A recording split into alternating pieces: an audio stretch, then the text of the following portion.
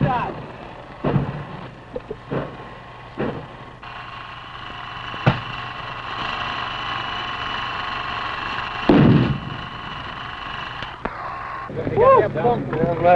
Where is it?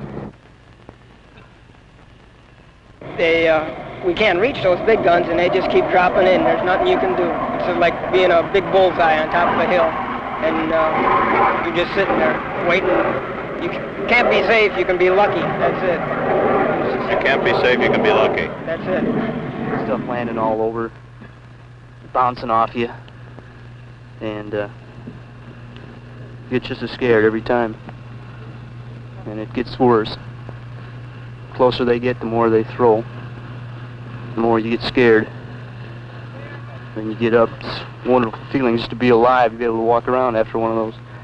If I live 100 years, I'll just never, ever be able to tell the story the way it really happened. These young kids who, you just run up to them, and when we were all boxed in, they were all around, and they were all over our perimeter, and we're throwing grenades, and got pretty close, and just run up to one of these kids and say, Marine, we're going to get out of here, aren't we? And the kid look up to you and say, you're damn right we are, Skipper.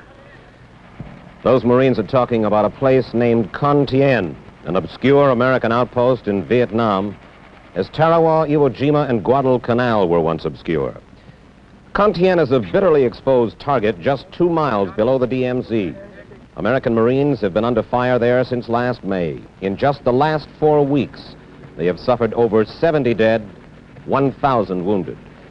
In the next half hour, we shall examine the ordeal of Con Thien. Con Thien is here, 2 miles south of the demilitarized zone at the narrow top of South Vietnam, 12 miles inland from the South China Sea. It is a desolate hilltop collection of guns and bunkers looking north across the DMZ into North Vietnam. Its crucial importance lies in the fact that it's on a main infiltration route into the south. The loss of Con Thien could help open the way for the estimated 35,000 communist troops now massed in the DMZ area. Its loss would block the construction of that electronic barrier along the DMZ to seal off South Vietnam from the north. But more than that, its loss would give the North Vietnamese that one big, elusive propaganda victory they've been searching for at such a cost in lives. They would prize a victory at Con Thien as a miniature replica of their victory over the French at Dien Bien Phu in 1954. Con Thien is vulnerable.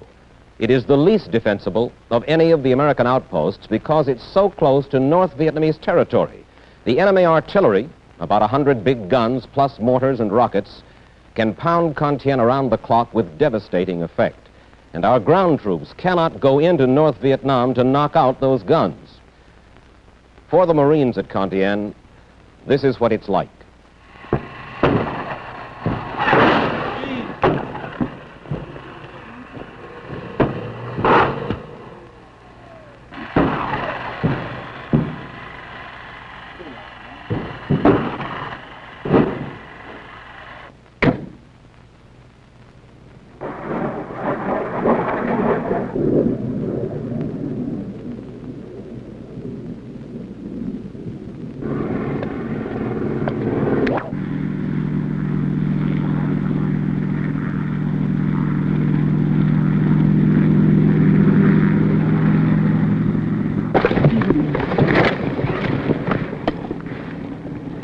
You'll hear them whistle over your head. It went off.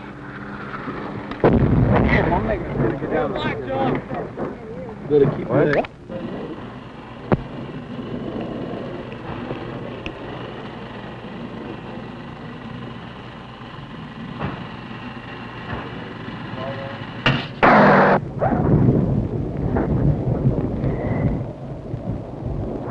Emergency medevac, ASAP. Top priority. All right, somebody take time to wait on it.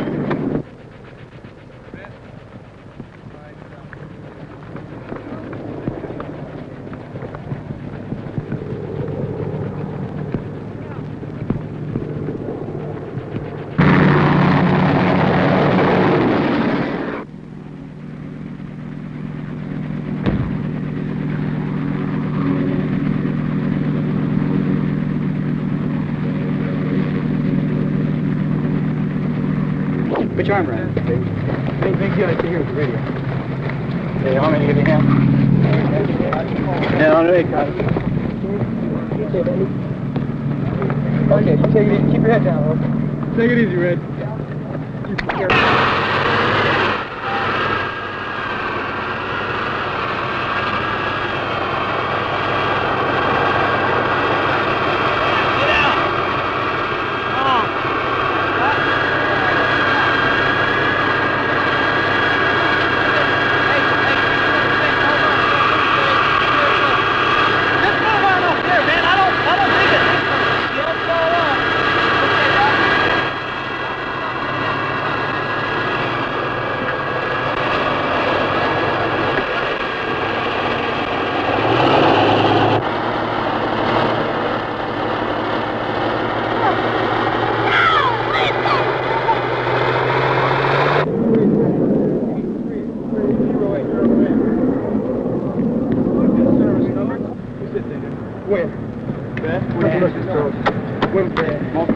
Hey, you want me to call 6 and tell them to get a medevac on the way? Wait a minute.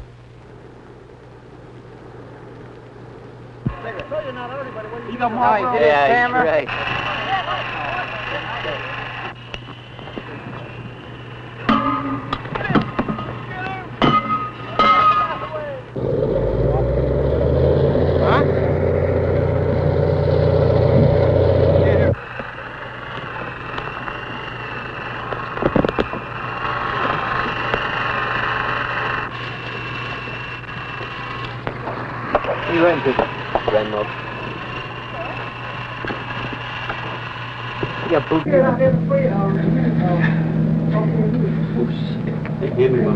Wait a minute, let him get a... God, my crash pile this morning. Huh?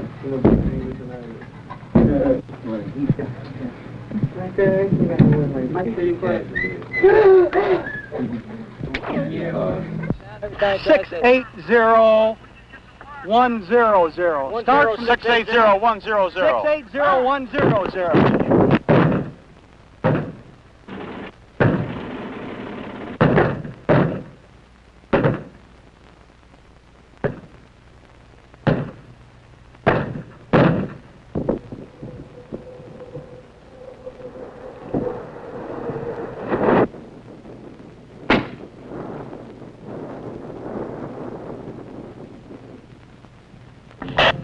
Roger. 81 should be able to see that as well, isn't it, Wave? Let's get him on there. Over. Hey, look, I can't get a grid out of bird to save a life. Okay, look, here are the two tacks. Do you see them? Yes, sir. Do you see where that smoke is?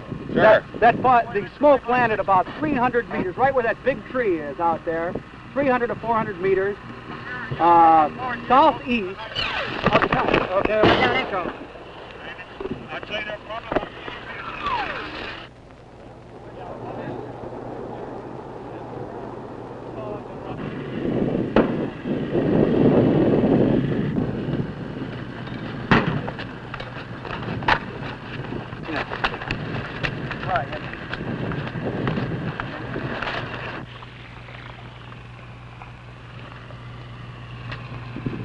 What happened to your squad?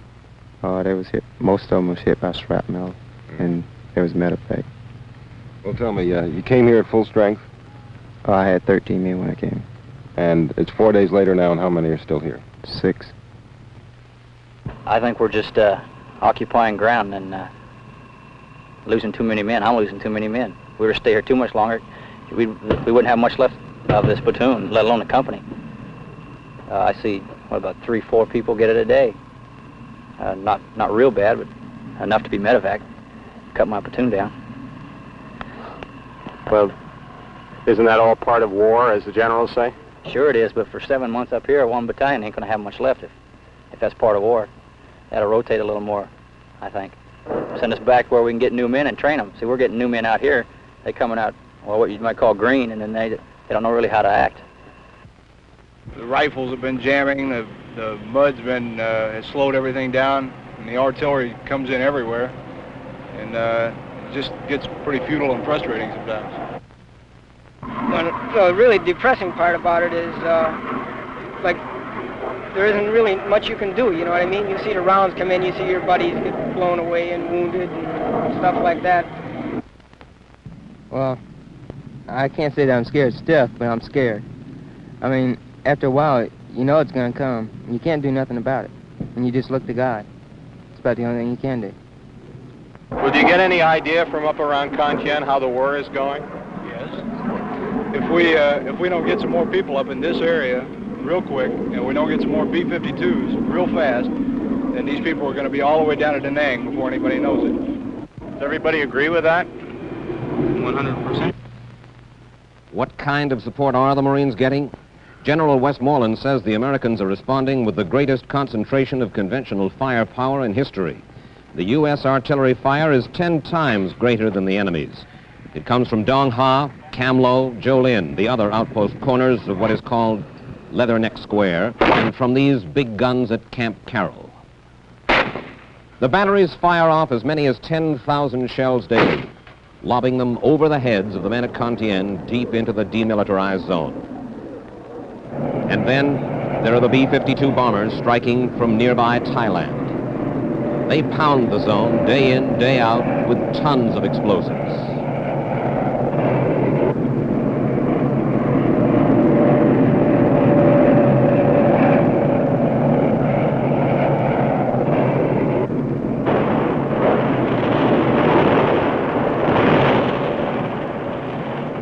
With this saturation, why haven't the North Vietnamese positions been destroyed? Marine commanders say the enemy guns, most of them highly mobile, roll in and out of deep caves and tunnels.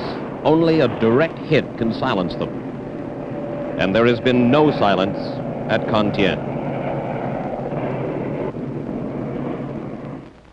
The story of how Con Thien came to be a miniature Korea began last May. The Marines there were in construction battalions clearing strips to help protect against attacks. The outpost was little more than a few trenches dug on a hilltop, still green and unscorched, manned by 300 South Vietnamese civilian irregulars advised by a handful of American Special Forces troops. The few bunkers looked more like temporary homes for the men who were there to operate the graders and earth movers. But they were some protection against occasional artillery attacks. Then things got rougher. On the morning of May the 9th, burning tanks and personnel carriers marked a battle that had begun at 2:30 a.m. and lasted till after daybreak. The hilltop was strewn with dead. 200 of them, like this one. North Vietnamese regulars. The enemy had struck with a force of 1,200 men. Captured enemy weapons were gathered from all over the perimeter. The cost to the Americans in that first battle at Con Thien included 124 wounded. Of these, 110 were Marines, the rest Special Forces men. And there were our own dead, 44 Americans altogether, all of them Marines, the first to fall at Con Thien. For the next few months, there was less action than preparation for action. The Marines had come to stay, to take control of Con Thien from the South Vietnamese. The plan now was to establish a post on the hilltop that could be more easily defended. That meant more bunkers and well-protected gun emplacements. The expectation then was for another ground assault. Enemy artillery was fairly inactive until July, when it got busier. The Americans retaliated with airstrikes. For the rest of July and August, the Marines at Con Thien used their own guns to good effect. The ammunition, an endless supply, came in daily, and it was used up daily. This was the end of a supply lifeline that began in Da Nang and arrived at Con Thien by way of Dong Ha, 6 miles to the south. And there were tents nearby to house a complement that included about 1,000 men. No matter how you look at it, those were better days. There was more time for things like the casual cleaning of weapons. But nothing at Con Thien has been casual since September came. For the first 25 days of this month, Con Thien had to fight back against ground assaults and a sudden calculated escalation of enemy artillery, the most intense artillery barrage of the war. At times, the shouts of incoming could be heard above the noise of our own guns. There has been a slight let-up in the last few days, but Marines still must patrol the perimeter of Con Thien, and for these men the danger is multiplied by the threat of ambush. The kind of war that's going on around Con Thien inspired one young Marine to put his feelings into a poem. When youth was a soldier and I fought across the sea, we were young and cold hearts of bloody savagery, born of indignation, children of our time. We were orphans of creation and dying in our prime. What made you write that poem? Well, just the way things are. The commanders in Vietnam, the men who must decide when ordeals must be borne, look at the ordeal at Con Thien from a different vantage point. We talked with General William Westmoreland, commander of American ground forces, and Lieutenant General Robert Cushman, who commands the Marines there. There have been some questions from outside and in your own command structure, all the way down to some privates I met on Con Thien, about the defense of that outpost, and some who perhaps aren't as confident as the general may be. Well, when you sit in a place such as that and night comes on, you really have to rely upon yourself and upon supporting fires, and naturally the confidence may not be as great as it is back here, where I can see the many forces that can be brought to bear, and which those right on the spot may not be aware. I am confident that we can hold this area, and we have been doing it. Furthermore, from what reports we've had from prisoners and documents, we've been hurting the enemy badly. They have attempted to make it appear that they are winning a military victory. Their target is American public opinion. They had hoped that by inflicting these casualties, it being fully understood by them that the casualties inflicted upon their ranks were unknown to us, that they would achieve their psychological victory. And this is the only way they can conceivably win this war. Con Thien, then, you're saying, is not really a military action, but a political or psychological warfare action. Precisely. Their objective is political and psychological. It is designed to weaken the will of the American people, to make it appear in American and public and world opinion that they are stronger than they are in fact, and to discourage our resolve. We asked two of our CBS News correspondents who've been under fire with the Marines at Con Thien for an assessment of the situation there, John Lawrence and Robert Shackney. We asked them first, what are the Marines saying right now about Con Thien? Well, Mike, if the Marine happens to be an infantryman, he feels that he'd rather be someplace else. I've heard a lot of Marines say that Con Thien is a very poor place to defend because the Marines can't move out on the ground with infantrymen and with tanks to attack the positions from which the North Vietnamese are firing their artillery. That's on the other side of the border. Now, if the Marines were to pull back 5 or 10 miles and the North Vietnamese were to follow them with their artillery, then the communists would no longer be invulnerable from Marine counterattack on the ground. The Marine riflemen on Con Thien, or grunts as they call themselves, would rather be anywhere, out on an operation marching or back at the rear sleeping, anywhere but Con Thien. In their simple teenage philosophy, they don't understand the significance of holding on to what you've got, or as it's said in the Orient, saving face. The Pentagon gives orders to the generals, and the generals give order to the colonels, and so on, and all the orders are obeyed. But the grunts don't seem to understand that they're holding Con Thien because of a Pentagon decision to win the war with a kind of modern Maginot line that hasn't been built yet. And what lies ahead for Con Thien in the coming weeks? There's not likely to be much change, Mike, as long as the monsoons last. The heavy rains are supposed to start this month, and they'll last 2 or 3 months, and during that period, it's unlikely that the Marines can reopen the roads. Marines say that they can resupply themselves for defensive purposes with helicopters, but all that's very limited. The Marines won't be able to move out and in force until the road dries out. Now, whether the North Vietnamese are going to use this period to continue to shell the Marines or whether they'll try something more substantial is, of course, something that nobody on this side can answer. But during the monsoons, Con Thien is most isolated, air power is most limited, and the Marines will be most vulnerable. The big question really seems to be whether or not the North Vietnamese intend to overrun Con Thien. The Marines have tripled the number of troops guarding the outpost, and they've moved up more battalions to be ready to reinforce. If the North Vietnamese decide to attack Con Thien, they must know it will cost them between 5,000 and 10,000 casualties. They've only decided to do that once before, in 1954, when they felt it would be the final victory, and it was. But the United States could survive the loss of Con Thien, get more troop backs, and retake it. So it would not seem to be in the best interest of the North Vietnamese to attack Con Thien in the near future. They'll probably continue to shell it, and the Marines will continue to take it. 2 years ago, when the first of 500,000 Americans began settling into their enclaves here, with the fresh Pentagon promises of a quick victory, the generals were promoting the new military strategy of the air mobile offense. Now, in the light of Con Thien, the generals are explaining their successes with the words, mobile defense. Mobile defense seems to mean putting 3,000 men on the ground and allowing them to sit in the mud and wait for the shell with their name on it. The military can no longer justify this war with a casualty count. It may be that more Marines are dying along the DMZ than enemy. Anyway, no one doubts General Giap's strategy of sacrificing 10 of his own for 1 American, and few here believe our own exaggerated guesses at enemy casualties.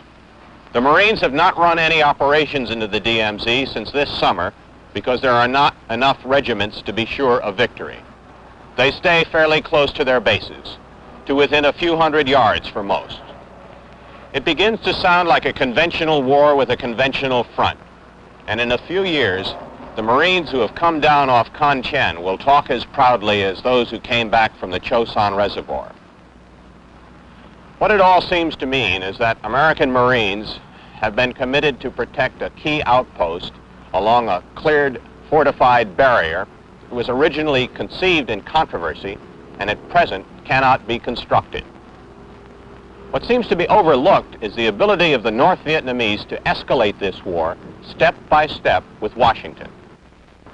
You begin to suspect that we've reached the limits of our present strategy when the generals are talking openly about an invasion of the North, and the men around Con Thien are talking about the need for tactical nuclear weapons. There seems little doubt that it is the administration's resolve to stay at Con Thien. The president made that clear last Friday night in his speech to the nation, when he pointed to the Marines up at the DMZ as the real peacekeepers. Lyndon Johnson understands that a defeat or even a withdrawal now at Con Thien could be for him a political Dien Bien Phu. The president's dilemma is how to persuade the North Vietnamese to quit up there. Up to now, pure firepower hasn't done it, and it seems unlikely that he would order American troops into North Vietnam to do the job. Moscow and Peking would be bound to react sharply to such an escalation. Meantime, for the Marines at Con Thien, the months ahead look grimmer than ever. The fall monsoon rains have just begun. They will go on till February, hampering American air power, depriving the men on the ground of at least some of the air support they desperately need. The artillery duel at Con Thien will go on and on. This battle is different from any other action in the war in that there is no let-up. Day after unchanging day. And as long as the North Vietnamese can resupply their troops and guns, as long as they can send down reinforcements, there is little the Marines can do about it.